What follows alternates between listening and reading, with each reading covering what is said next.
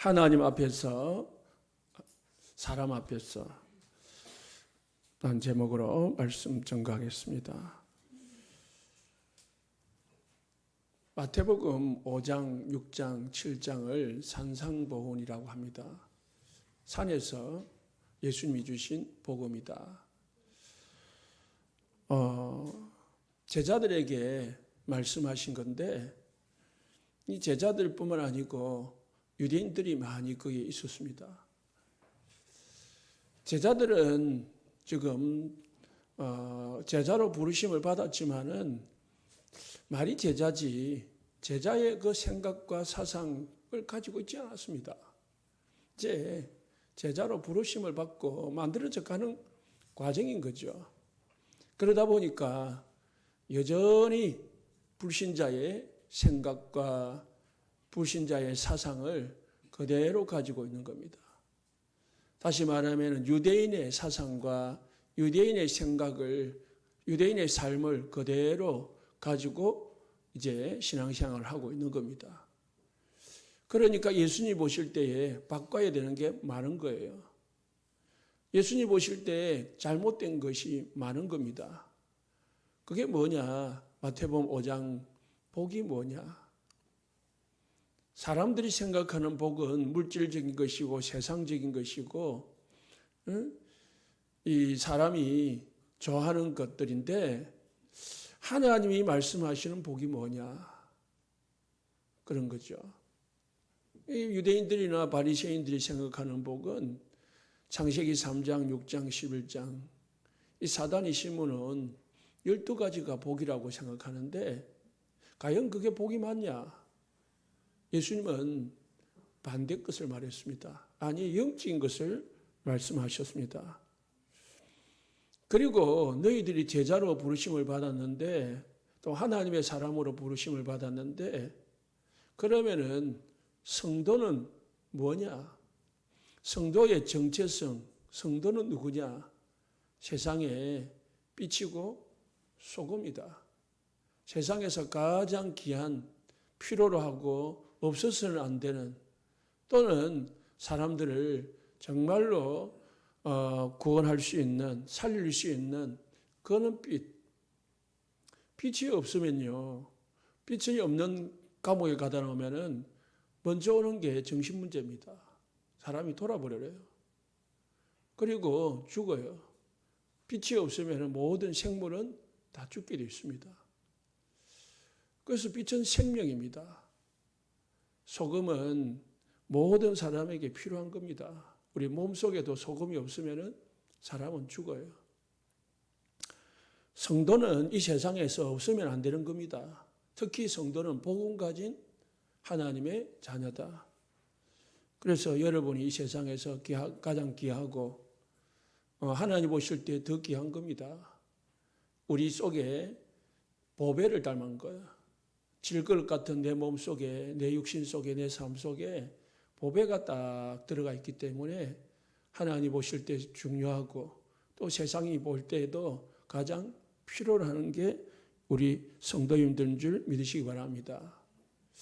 지난주에 구원은 어떻게 받냐? 예수님이 율법을 완성했다. 우리가 행위로 구원을 받는 게 아니고 믿음으로 구원을 받는 겁니다. 그런데 사단은 자꾸 뭘 따라가게 만드냐? 행위를 따라가게 만들어요. 사단은 자꾸 육신적인 것, 세상적인 것을 주면서 하나님 주시는 진짜 삶을 누리지 못하도록 방해하는 것입니다. 우리가 구원받았으면 그 구원 안에 어마어마한 축복이 있는데 그거 다 놓쳐놓고 그 삶의 이 행위에 빠져서 살도록 만드는 거예요. 그런데 행위라는 것은 우리 인간은 절대로 다 지킬 수가 없습니다. 아무리 완벽한 사람이라도 지킬 수 없다니까요.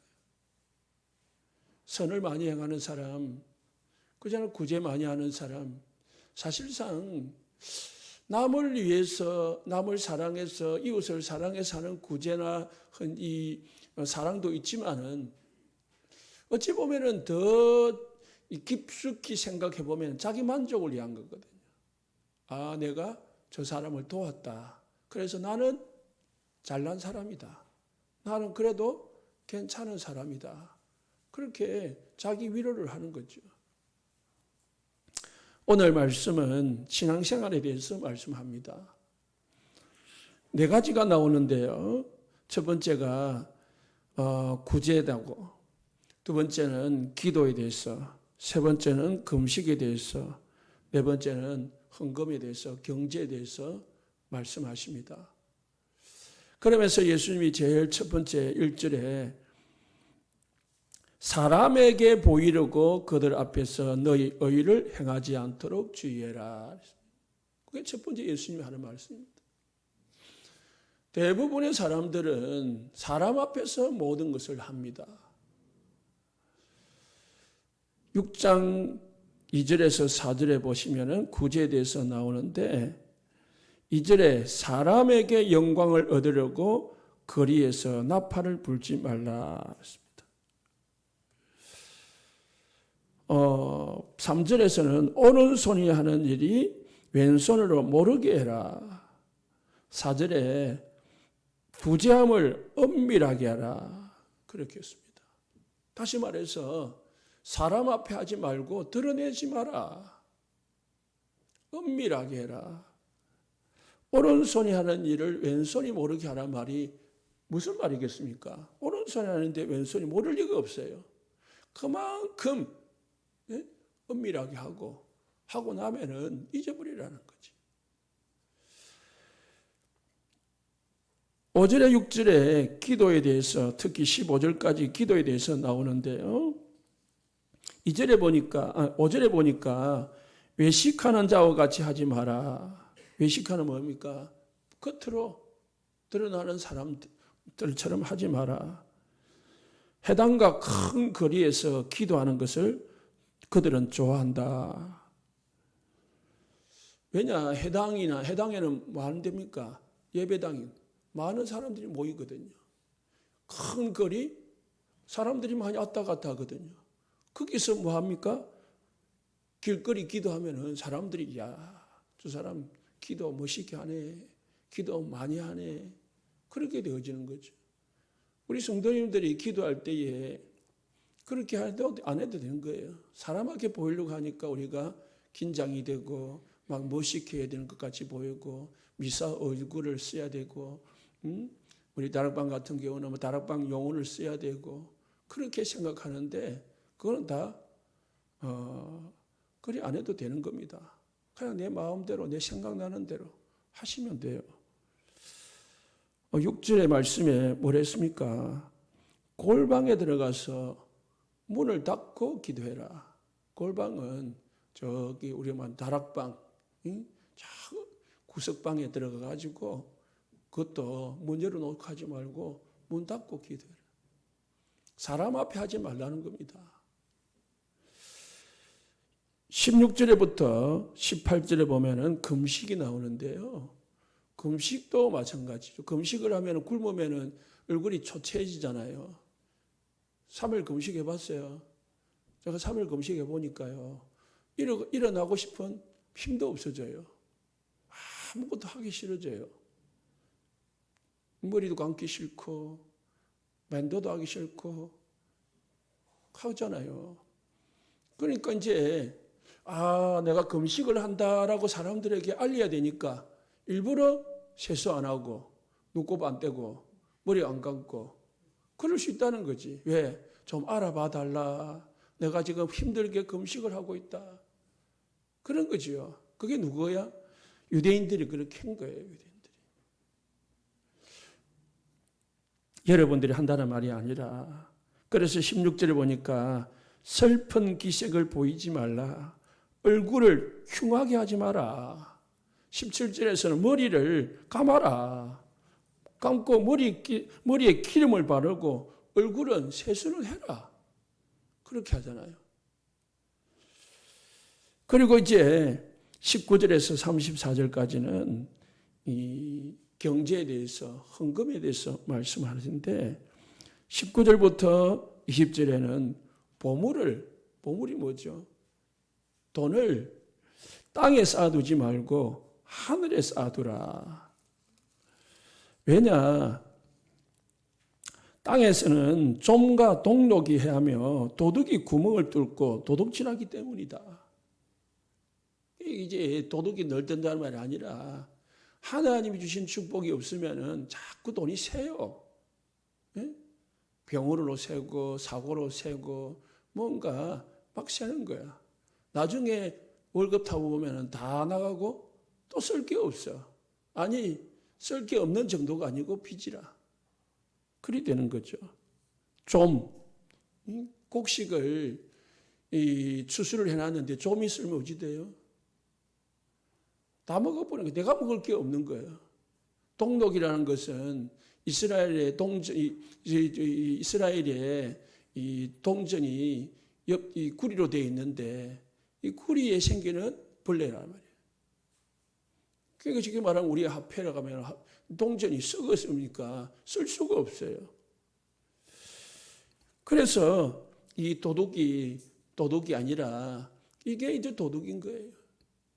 신명기에 보면은 실컷 하루 1년 동안 곡식을 이 농사를 지었는데 태풍이 와가지고 떨어뜨려 버리고 도둑이 와서 다 따먹어 버리고 그렇게 된다는 거죠. 그래서 20절에 동록이 하지 못하며 도둑이 구멍을 뚫지 못하도록 해라. 더 중요한 것은 21절에 물질이 있는 곳에 보물이 있는 곳에 네 마음도 있다.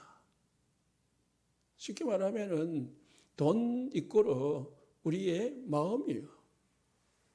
내가 마음이 없으면은 하나님 앞에 드릴 마음이 없으면은 드릴 수가 안 해. 마음이 있으면은 얼마든지 합니다. 우리가 이 생활하는데 내 마음만 있으면은 빚을 내서도 합니다. 그 마음이 없으니까 있어도 안 하게 되는 거죠. 그러면서 24절에 사람은 두 주인을 섬기지 못한다. 다시 말해서 만몬 신과 하나님의 신을 동시에 섬길 수 없다는 겁니다. 사람은 한 신만 섬길 수 있지 두 가지 신을 섬길 수 없습니다. 하나님과 물질. 그리고 이제 25절에 34절에 물질 때문에 돈 때문에 염려하지 마라. 하나님께서 무엇을 마실까 무엇을 입을까 다 뭐합니까? 염려하지 다 안다. 그러면서 예를 들어 공중의 새로 예를 들고 들의 백합화를 예를 들고 하면서 하나님이 다 하신다. 먹을 거 입을 거 쓸 거 다 하신다. 그리고 기도 속에서도 일용할 양식만 달라고 해라. 그렇게 기도하라고 했습니다. 그런데 이제 누가복음 18장 11절에 20절에 12절에 보면은 이 바리새인 한 명이 성전에 와서 기도를 하는데 어떻게 기도하냐? 하나님 나는 저기 토색 불이 간음도 안 하고요. 정말 성경대로 딱 지키고요. 그리고 저 뒤에서 울면서 기도하는 저 세리하고도 뭐 같은 급이 아니고요. 나는 일주일에 2번씩 금식하고요.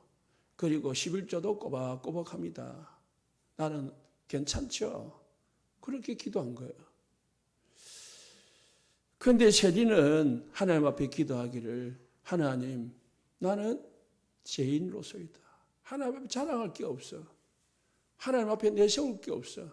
뭐만 그냥 눈물만 뚝뚝 흘리고 있는 거예요. 하나님이 누구 기도를 받았겠냐? 그렇게 예수님이 묻습니다.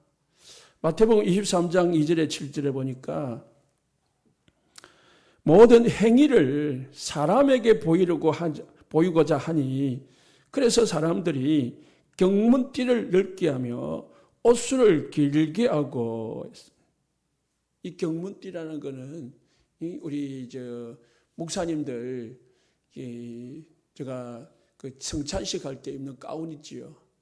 그 가운이 쭉 늘어뜨리는 거 있잖아요. 그 경문이에요. 그리고 옷수리면은 이쭉 딱 붙어야 되는데 이게 늘리잖아요. 우리 한복처럼. 거기에 이제 그 안에 율법을 넣어놓거든요. 십계명을. 그러니까 이제 길게 하는 사람이 이제 멋있게 보이고 이제 위대하게 보이는 거예요. 그러니까 더 길게 하다 보니까 이제 그렇게 이런 옷이 생기게 된 거예요. 그게 천주교에서 시작된 거죠. 그래서 사실상 그런 옷은 필요 없는데 이제 그냥 뭐 예식이니까 있기는 있는데요. 경문띠를 넓게 하고 옷수를 길게 하고 그러면서 잔치를 하면은 어디에요? 윗자리에 올라가고 해당의 높은 자리와 시당에서는 문안 받는 것과 사람에게 랍비라 칭함을 받는 것을 좋아하느니라. 랍비는 선생님이라. 그렇게 사람들이 바리새인들이나 서기관들이나 지도자들이 그걸 좋아하는 거라. 그러면은 이들만 좋아하겠습니까? 저나 여러분들이나 다 똑같은 거 다 인간은 이걸 좋아하거든. 예수님은 그걸 말합니다. 사람 앞에 하지 마라. 그러면서 왜 사람 앞에 하지 말라냐? 사람 앞에. 불신자들은 100% 사람 앞에 합니다. 왜? 하나님 안 믿기 때문에. 그러나 우리는 하나님을 믿잖아요. 하나님을 믿는 사람, 예수님의 능력을 믿는 사람, 성령의 지금 역사를 믿는 사람은 왜 하지 말라고 하느냐? 1절에 다시 말합니다.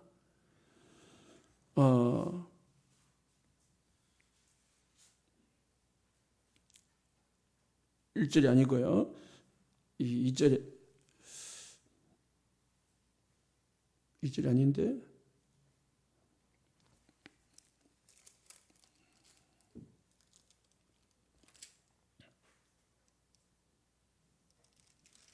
제가 잘못 봤네요. 6장 1절에요.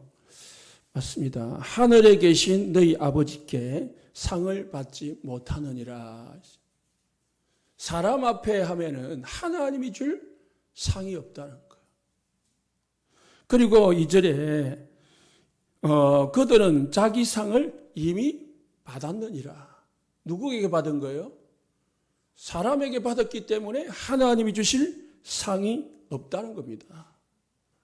5절 말씀에 그들은 자기 상을 이미 받았느니라. 16절에서도 그들은 자기 상을 이미 받았느니라. 그러니까 예수님이 구제에 대해서, 기도에 대해서,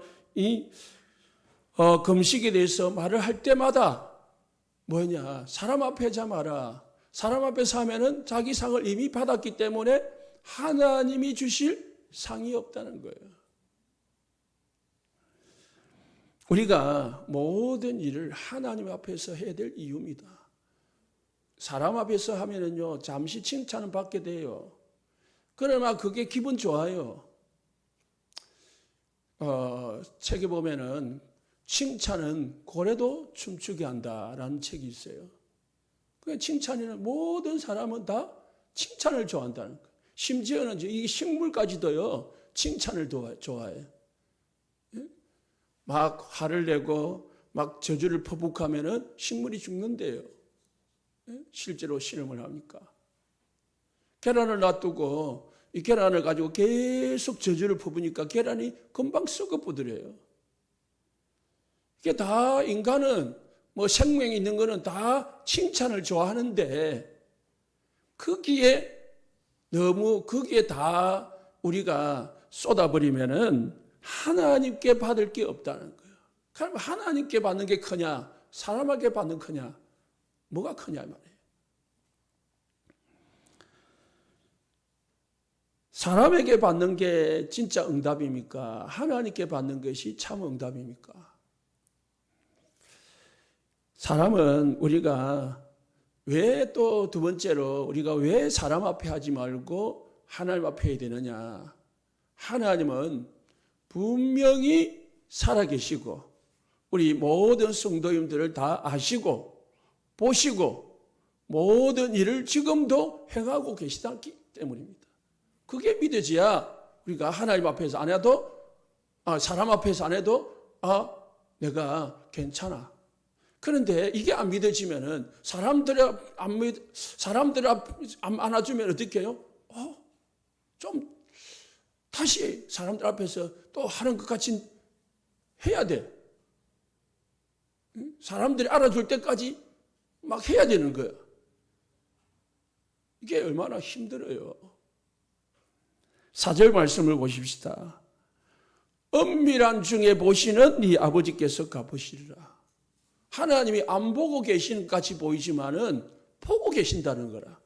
그래서 사람 앞에 상 받은 사람은 하나님이 그냥 그래 받았으니까 놔두고, 안 받은 사람은 하나님이 주시겠다는 거라. 6절 말씀에서도 은밀히 중에 보시는 네 아버지께서 갚으시리라. 왜 똑같은 말을 할까요? 18절 말씀에 똑같습니다. 은밀한 중에 보시는 네 아버지께서 갚으시리라. 너희 아버지께서 갚으시리라. 32절에서도요. 이 모든 것이 너희에게 있어야 할 줄을 모른다 안다? 아시느니라. 하나님은 우리 성도님들이 구제할 때에, 기도할 때에, 금식할 때에, 그리고 헌금할 때에, 아니 경제가 어려울 때에 하나님은 다 아신다는 거예요. 그렇기 때문에 하나님 앞에 우리가 해야 되는 거예요. 열왕기하 19장 16절에 보니까 히스기야 왕에게 이스라엘 나라에 아수르 군도 18만 5천이 쳐들어왔어요. 그러니까 히스기야 왕이 이런 방법 저런 방법 써보다가 안 되니까 마지막 최후 방법은 할 게 없어. 그래서 그래도 믿는 왕이기 때문에 아수르 왕이 보낸 협박 편지를 들고 성전으로 들어 올라갑니다. 밤에 성전에 올라가서 이사야 선지자에게 내가 성전에 올라가서 기도할 테니까 이제 목회자에게죠. 당신도 나를 위해서 기도해 주라 하면서 본인이 성전에 올라간 거예요.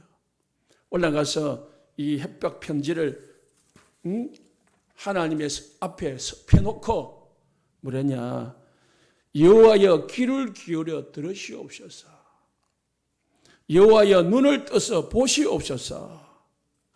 사내립이 살아계신 하나님을 비방하려 보낸 말을 들으시옵소서. 귀를 들어서 들으시고 눈을 떠서 보시고 그리고 보낸 말을 들으십시오. 무슨 말입니까? 사실적인 그 기도잖아요. 정말 하나님이 살아계시고 지금 내 기도를 듣고 지금 내가 하는 이 들고 있는 이 협박문을 보고 계시는 하나님으로 실제적인 하나님으로 믿은 거예요. 그게 믿음이에요. 그냥 막연한 믿음, 믿습니다. 그게 아니에요. 지금 내가 이 시간에 예배할 때 하나님 내 기도를 내 예배를 받으시고 지금 내가 가는 모든 곳에 하나님이 나와 함께 하시고 내가 어려움 당할 때 하나님 내 어려움을 아시고 계신다는 그 믿음이 우리가 사람 앞에 사느냐 하나님 앞에 사느냐가 갈라집니다.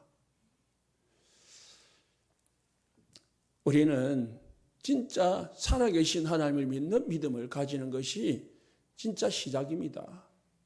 요셉은 왜 형들이 자기를 팔아가지고 임신매매를 했는데 왜 상처가 안 됐죠? 대부분 사람들은 상처가 됩니다.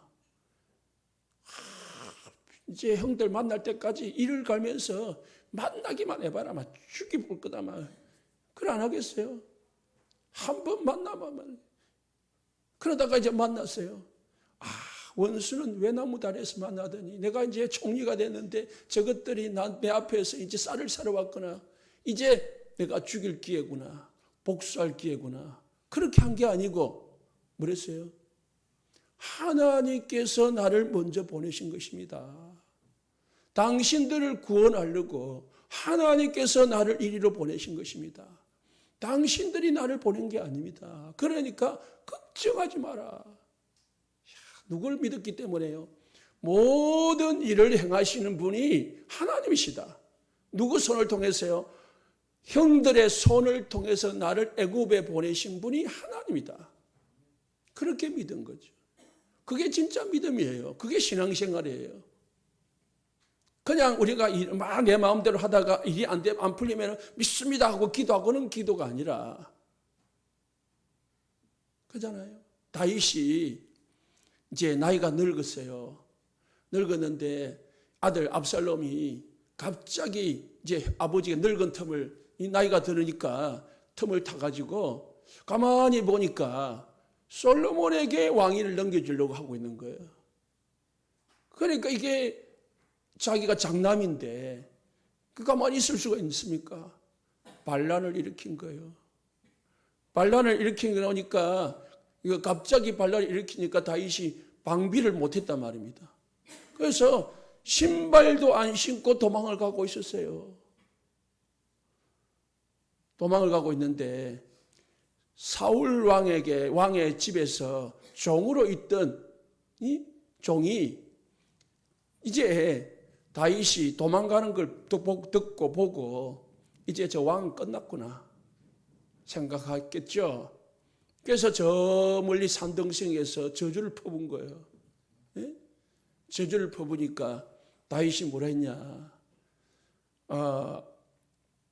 나더라. 하나님께서 저 종을 시켜가지고 나에게 저주하게 하는지 어떻게 알겠냐. 그리고 하나님께서 하시는 것이 아니라면은 하나님께서 나를 불쌍히 여겨서 긍휼히 여겨서 이 억울함을 풀어주실 것이다. 그게 다윗의 믿음입니다. 다윗이 사울 왕에게 쫓겨다닐 때에 사울 왕을 죽일 기회가 두 번이나 있었단 말입니다. 그냥 마음만 먹으면 죽일 수 있었어요. 왜? 바로 눈앞에 다윗이 자고 있었으니까. 그러면 다윗을 따르는 이 장군이 죽이라 하면은 명령만 하면 죽일 수 있는 거거든요. 죽이고 나면은 그 이후로는 쫓겨다니지 않아도 되는 거예요. 이제 바로 왕자리에 오를 수도 있는 거예요. 그런데 다윗은 그러지 않았습니다. 하나님의 기름 부은 종을 내가 어찌 손을 대겠냐. 그러면서 내 원수를 하나님께서 갚으시리라. 하나님께서 갚으실 거라고 했어요. 이게 믿음입니다. 이게 신앙생활이에요. 모세는 이스라엘 백성들이 애굽에서 나왔어요. 홍해 앞에서 다다랐을 때에 하나님의 능력을 모르는 이스라엘 백성들이 막 원망했습니다. 모세는 뭘 했습니까? 너희는 가만히 있어서 여호와께서 행하시는 능력을 봐라. 오늘 보는 저 애굽의 군대를 다시는 보지 못할 것이다. 그게 믿음이에요. 우리는 그 믿음이 있어야 됩니다. 그러면 우리가 하나님이 보든 안 보든 사람이 보든 안 보든 믿음 앞에서 모든 일을 행할 수 있는 것입니다. 오늘 구제나 기도나 금식이나 헌금뿐이겠습니까? 우리의 모든 신앙생활이, 우리의 모든 삶이 하나님 앞에서, 모든 문제도 하나님 앞에서. 그렇게 되면 우리 성도님들은 어마어마한 하나님의 축복 속에 들어가게 됩니다. 그래서 하나님이 주시는 응답이 참 응답이에요. 사람이 주는 칭찬이 응답이 아니라 하나님이 주시는 응답이 참 응답이고 이게 빛의 경제고 빛의 응답인 거예요. 그래서 구제를 할 때도요, 우리는 사랑으로 하지만은 은밀하게 해야 되는 이유가 또 있습니다. 사람 앞에서 하나님 앞에서 하는 일도 해야 되는 이유도 있지만은 사람이요, 은밀하게 해야 될 이유가 사람들이 내가 구제받고 있는 존재다라고 생각하면은 뭐가 돼요? 상처가 돼요. 또 나는 저 사람을 구제한다면 나는 칭찬을 받을 수 있지만은 존경을 받을 수 있지만은 구제받는 사람들은 그게 상처가 된다니까요. 그럼 그게 올바른 게 아니라 그 나와 상대를 위해서 예수님이 이렇게 말하는 거예요. 기도도 마찬가지입니다. 기도도 제목이나 시간을 얼마를 하느냐 그런 게 중요한 게 아닙니다. 내가 기도하는 영적 상태가 중요한 거예요. 내가 지금 하나님 앞에 기도하고 있을 이 상태, 이게 중요한 거예요. 또 내 영적 상태를 바꾸는 게 기도입니다. 여러분 이 시간 예배합니다. 예배가 너무 중요한데요. 하나님이 예배를 통해 가지고 오늘 시간 말씀을 주는데 이 말씀을 통해서 내 생각이 안 바뀌면은 그게 말씀이 드러나면 많아요. 말씀을 들으면서 내 생각이 바뀌고 내 영적 상태가 바뀔 때에 그 바뀐 거에 따라서 응답이 오는 거예요. 사람은 진짜 자기 생각 이상으로 행동하지 않습니다. 사람은 그 생각의 한계 속에서 살아갑니다. 모든 사람은 그 생각을 뛰어넘는 게 말씀이에요. 내 생각을 바꾸는 게 말씀이에요. 그래서 여러분들이 말씀을 들으면서 내 생각을 바꾼다면 내 생각을 뛰어넘어야 돼. 내 생각의 수준을 뛰어넘어야 그 이상의 뭔가를 보게 되고 체험하게 되는 겁니다. 그러지 못하면 항상 내 생각의 감옥에 갇혀가지고 내 생각만큼 모든 걸 합니다. 그래서 기도는 형식이 아니고요. 누림이고 기도는 내 생각을 바꾸고 내 영적 상태를 바꾸는 게 기도입니다. 아침에 일어나서 뭘 얻으라고요? 힘을 얻는 내 영적 상태를 바꾸는 기도를 해야 돼요. 그리고 낮에는 뭡니까? 모든 일을 만나고 사람을 만날 때 그 일을 보는 눈을 바꾸는 기도를 해야 돼요. 그 일을 당할 때 그 일에 대한 생각을 바꾸는 기도가 있어야 돼요. 그 문제다라고 보는 게 아니고 그 문제가 아니고 그 속에 하나님의 계획을 볼 수 있는 기도. 그거 해야죠. 그게 진짜 기도입니다. 헌금도 마찬가지입니다. 하나님은 우리가 헌금을 하되 세금 내듯이 뭔가 하는 게 아니라 감사로, 은혜로, 믿음으로 하는 것이 헌금입니다. 이거는 이 계모임 회비 내는 게 아니에요. 믿음으로 하는 거예요. 은혜로 하는 겁니다. 하나님이 주시는 감사로 하는 겁니다.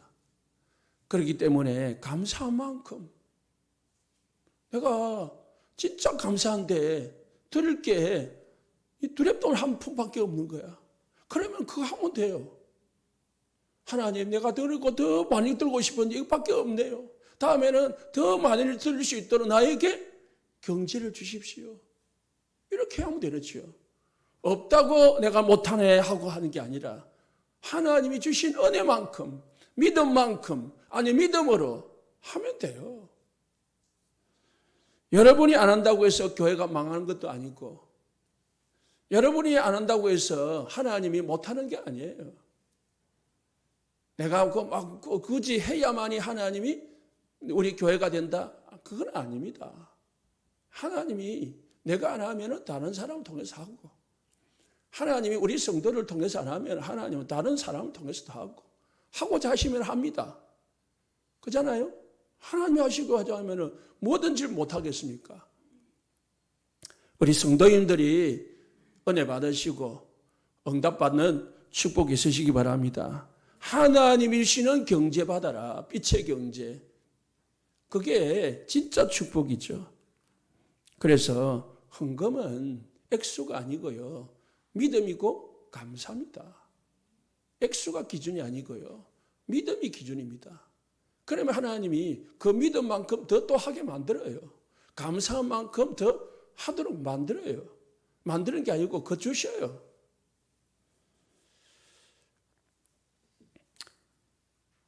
그래서 진짜 우리 모든 성도님들 이 네 가지뿐만 아니고 모든 신앙생활이 하나님이 주시는 응답으로 하시기를 예수 축복합니다. 세 번째, 더 중요한 게 있어요. 이거 놓치면 안 됩니다. 진짜 중요한 게 있는데 왜 사람 앞에서 하지 말고 하나님 앞에서 해야 되느냐. 영적 사실이 있기 때문에 그렇습니다. 사단은 자꾸 우리를 어디 쪽으로 몰아가요? 사단에는 우리를 사람 앞에서 하도록 만들어요. 육신적으로 세상적으로 우리를 몰아간다고 말입니다. 하나님은 거기서 빠져나와서 영적인 상태로 영적인 축복을 누리도록 만들기를 원해요. 그래서 신앙생활을 사람 따라 육신 따라 환경 따라 사단은 자꾸 그렇게 만들어요. 그래서 왔다 갔다 하는 게 신앙생활이.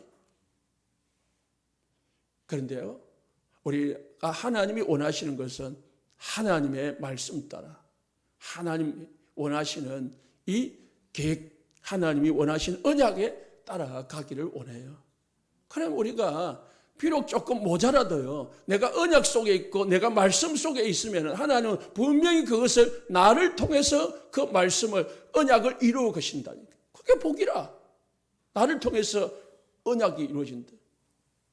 우리 교회를 통해서 이 김해, 장류, 진례, 이 경남, 부산이 복음화 되어진다. 그럼 우리가 복이라요. 많은 교회가 있는데 하나님이 나를 통해서, 우리 교회를 통해서 일을 하신다. 그게 복이잖아요. 그런데 우리가 육신 속에 있으면 쓰실 수가 없어요. 하나님이 사단에게 쓰임 받는 거지요. 그래서 예수님이 오늘 10절에서도 기도할 때에 뭐 구하라고요? 하나님의 나라 임하옵시며 있습니다. 하나님의 나라. 6장 33절에서도 물질을 위해서도 기도할 때 먹을 거 입을 거 쓸 거 귀하다 하지 말고 먼저 그 나라와 그 의를 구해라 그랬습니다. 그러면은 하나님의 나라라는 게 뭐냐? 하나님의 나라는 바로 예수가 하나님의 나라예요. 하나님의 나라는 구원이 하나님의 나라입니다. 여러분은 구원받았죠? 그럼 여러분은 하나님의 나라가 임한 거예요. 예수 믿죠? 하나님의 나라가 내 속에 임한 거예요. 그래서 예수님이 마태복음 10장 7절에 예수님이 이 땅에 공생의 사역 시작하면서 제일 첫 마디가 뭐냐면은 회개하라, 천국이 가까워왔느니라. 예수님 자신이 왔어요. 그리스도 대신 예수님이 오셨기 때문에 가까이 온 거예요. 회개하라, 뭐예요? 예수 믿으라 이 말이에요. 회개하고 나를 믿으라는 거죠. 마태복음 12장 28절에 하나님의 나라가 임하는 것은 귀신이 쫓겨나가면은 하나님의 나라가 임했다. 반대로 귀신이 집에 장악을 하고 있으면은 하나님의 나라가 임한 게 아니에요. 요한복음 1장 12절에 영접하면 하나님의 나라가 임한 거예요. 영접하지 않으면요, 요한복음 8장 44절에 마귀 나라예요. 마귀 자녀라. 귀신이 우리 삶 속에서 쫓겨나가야 우리 집에 참 응답이 오는 겁니다. 사람들이요, 성도들이 내가 어느 부분에 잡혀 있는지를 잘 발견이 안 돼요. 거기서 자꾸 되다가 안 되고 그런 게 있는 거예요. 여러분 개인마다 우리 교회도 마찬가지고 가정도 마찬가지고 사단이 올가매 놓은 이 중에서 뭔가 붙잡힌 부분이 있다는 걸 발견해야 돼요. 그걸 딱 발견하고 집중적으로 결박하고 싸우시기를 예수 축복합니다.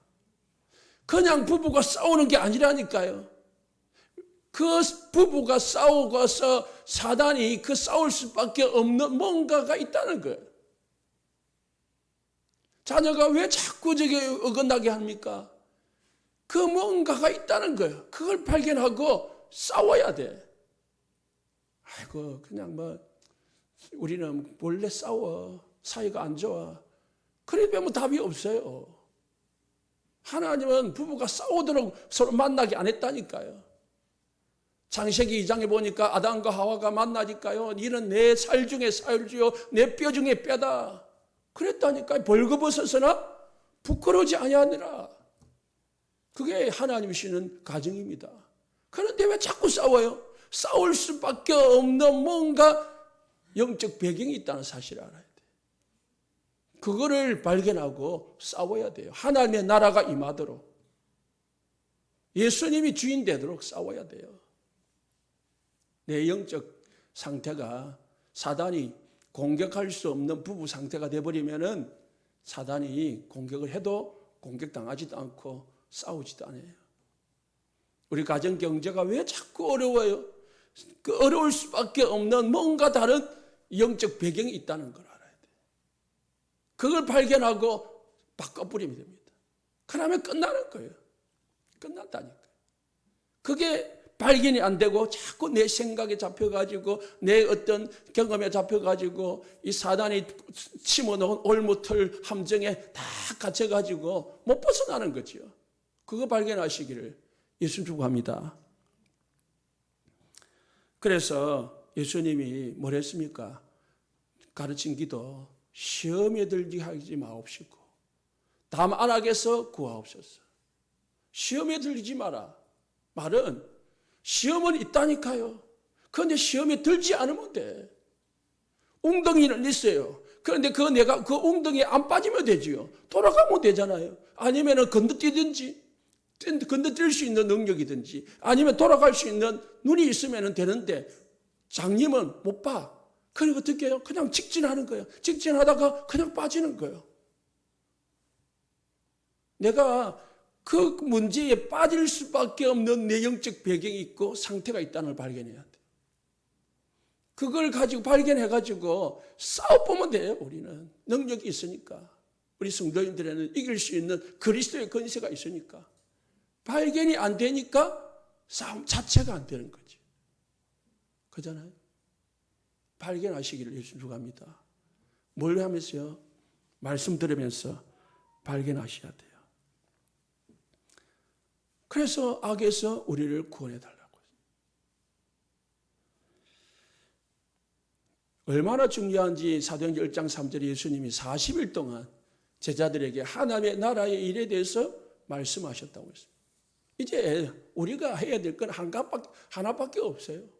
영적 싸움. 이미 다 받았기 때문에. 뭐 한다고요? 사단에게 안 속고 사단에게 붙잡힌 사람 건져내는 거. 그것밖에 없어요. 그래서 하나님의 나라가 있는 반면에 사단의 나라가 있다는 사실을 알아야 됩니다. 그래야 우리가 영적 전쟁이 되고 영적 신앙생활이 됩니다. 요한복음 8장 44절에 너희 아비 마귀, 불신자들을 사로잡고 있는 게 마귀라니까요. 마귀는 거짓말장이래. 무슨 거짓말을 한단 말입니까? 우리처럼 이렇게 하면 사람처럼 이런 그냥 거짓말이 아니라요. 속인다는 거예요. 속여. 뭘까 속여요? 에베소서 2장 3절에 세상 풍속 따라가게 만들고 육체의 욕심 따라가 지나가다가 결국은 공중권세 이 마귀 따라 지나도록 만드는 거예요. 그러다가 어떻게 결국은 진노의 자녀 지옥불에 떨어지도록 만드는 게 사단의 전략이에요. 요한복음 10장 10절에 도적이 오는 것은 도둑질하고 죽이고 멸망시키는 거지. 그 전에 그 위에 10장 후반부에 예수님이 온 것은 양으로 생명을 얻게 하고 더 풍성케 하게 합니다. 예수님이 우리에게 하나님의 나라가 우리에게 임하면은 우리가 생명을 얻고 풍성하게 되지만은 도적이 우리 삶 속에 주인이 되어버리면은 우리 인생이 도둑질 당하고 우리가 결국은 죽임을 당하는 게 그게 신앙생활입니다. 그래서 마태복음 12장 29절에 예수님이 먼저 무엇부터 꺾으라고요? 강한 자부터 꺾어버려라. 자녀를 사로잡고 있는 강한 자, 내 자신을 사로잡고 있는 강한 자, 우리 집의 경제와 질병을 사로잡고 있는 강한 자부터 꺾어버려라. 그래야 그 집에 들어가 세간을 빼앗아오지 않겠냐. 요한복음 16장 11절에 마귀는요 세상 신입니다. 요 고린도후서 4장 4절에 세상 임금이라니까요. 그러니까 세상을 가지고 우리를 유혹하는 거예요. 육신을 가지고 사람을 유혹하는 겁니다. 거기서 우리가 유혹을 당하는 거죠. 안 당하면 됩니다. 내가 당하는 루트가 뭔지, 내가 늘 당하고 있는 이 사단에게 쏟고 있는 이 루트가 뭔지 그걸 우리가 발견해 보면은 우리는 승리하게 되었습니다. 그래서 결론적으로 오늘 10절에 보면은 그랬습니다. 뜻이 하늘에서 이루어진 것 같이 땅에서도 이루어지다. 뜻이 뭡니까? 하나님의 자녀, 마귀 자녀가 하나님의 자녀 되는 것이 하나님의 뜻이요. 모든 사람들이 구원받는 것이 하나님의 뜻이요. 여러분들이 하나님의 자녀로 평안하게 사는 것이 하나님의 뜻이고 행복하게 사는 것이 하나님의 뜻이라니까요. 그 뜻이 하늘에서 이루어진 것 같이 하늘에서 어떤 일이 있었느냐. 요한계시록 12장 9절에 10절에 보면은 하늘에서 전쟁이 있었어요. 하나님의 군대하고 사단의 군대가 싸웠어요. 싸웠는데 이 사단의 군대가 이기지 못하여서 내쫓긴다고 했습니다. 7절에 하늘에 전쟁이 있으니 미가엘과 그의 사자들이 용과 더불어 싸울세. 용과 그의 사자들도 싸우나 이기지 못하여 다시 하늘에서 그들이 있을 곳을 얻지 못한지라. 9절에 큰 용이 내쫓기니 곧 옛뱀 곧 마귀라고도 하고 사탄이라고도 하며 온 천하를 깨는 자라. 그가 땅으로 내어 쫓기니 그의 사자들도 그와 함께 내쫓기니라. 하늘에서 전쟁이 있었다니까. 영적 전쟁. 하나님의 나라와 사단의 나라의 두 나라의 싸움이 있었다니까요. 그 시에서 하나님의 나라가 이겼어요. 하나님의 뜻이 이루어졌어요. 그래서 이 땅에서도 이루어지리다. 이제 이 전쟁은 누가 해야 됩니까? 저와 여러분이 해야 됩니다. 누구 힘을 입어요? 그리스도와 성령의 힘을 입어서 이 땅에 역사하는 세상의 임금 마귀를 꺾는 전쟁을 해야 됩니다. 그래서 이 땅에서도 하나님의 나라가 마귀의 나라를 이길 수 있도록 그렇게 해야 됩니다. 그게 우리 성도님들 자신에게 승리가 되어지고 우리 성도들 가정과 모든 일에 영적 전쟁의 승리가 하나님의 뜻이 이루어지기를 예수님 축복합니다. 기도하겠습니다.